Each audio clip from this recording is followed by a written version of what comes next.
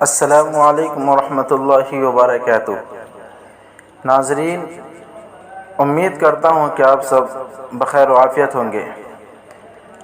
آج کی اس ویڈیو میں میں آپ سب کے سامنے حضرت ابراہیم علیہ السلام کی زندگی کے متعلق تیسری قسط پیش کرنے جا رہا ہوں۔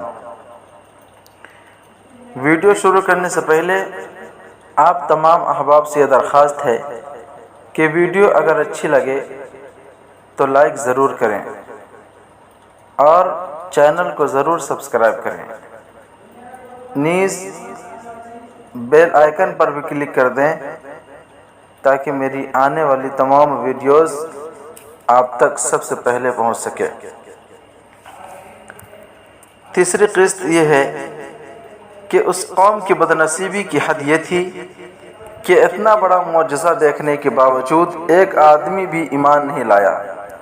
چنانچہ حضرت ابراہیم علیہ السلام عراق چھوڑ کر ملک شام تشریف لے گئے، وہاں سے فلسطین چلے گئے اور وہیں مستقل قیام فرما کر اسی کو دعوت کا مرکز بنایا۔ ایک مرتبہ حضرت ابراہیم علیہ السلام نے اپنی بیوی حضرت سارہ کے ہمراہ مصر تشریف لے گئے۔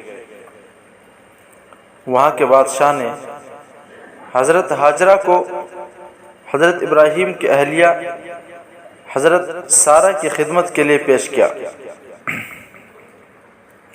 اس وقت تک حضرت سارہ کی کوئی اولاد نہیں ہوئی تھی۔ مصر سے حضرت ابراہیم علیہ السلام پھر فلسطین واپس تشریف لائے۔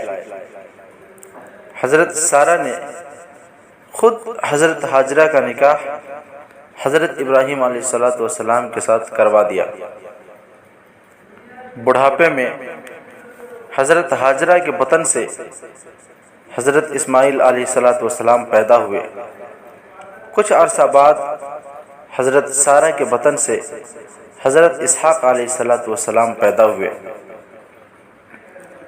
اللہ تعالیٰ کے حکم سے حضرت ابراہیم علیہ السلام نے اپنی بیوی حضرت ہاجرہ اور بیٹے حضرت اسماعیل علیہ السلام کو مکہ مکرمہ کے چٹیل میدان میں بیت اللہ کے قریب چھوڑ دیا، جیسا کہ فرمان الہی ہے: اے ہمارے پروردگار، میں نے اپنی کچھ اولاد کو آپ کی حرمت والے گھر کے پاس ایک ایسی وادی میں لا بسایا ہے جس میں کوئی کھیتی نہیں ہوتی۔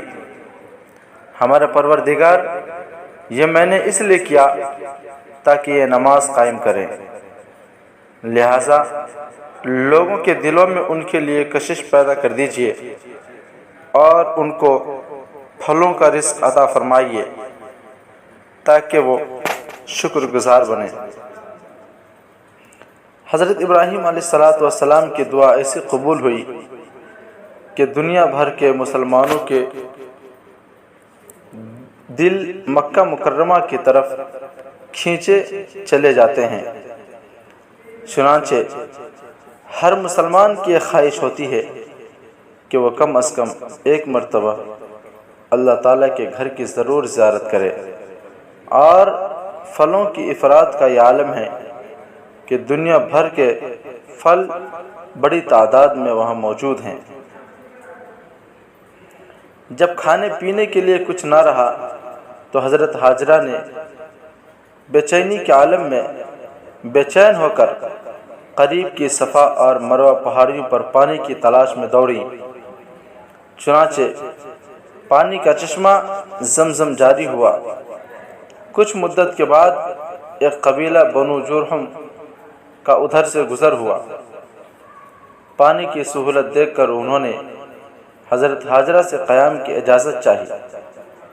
حضرت ہاجرہ نے وہاں قیام کرنے کی اجازت دے دی۔ حضرت ابراہیم علیہ السلام کو خواب میں دکھایا گیا کہ وہ اپنے اکلوتے بیٹے حضرت اسماعیل علیہ السلام کو ذبح کر رہے ہیں۔ نبی کا خواب سچا ہوا کرتا ہے، چنانچہ اللہ کے اس حکم کی تکمیل کے لیے فوراً فلسطین سے مکہ مکرمہ پہنچ گئے، جیسا کہ فرمان الہی ہے۔ پھر جب وہ لڑکا ابراہیم کے ساتھ چلنے پھرنے کے قابل ہو گیا تو انہوں نے کہا، بیٹے میں خواب میں دیکھتا ہوں کہ تمہیں ذبح کر رہا ہوں، اب سوچ کر بتاؤ تمہاری کیا رائے ہے۔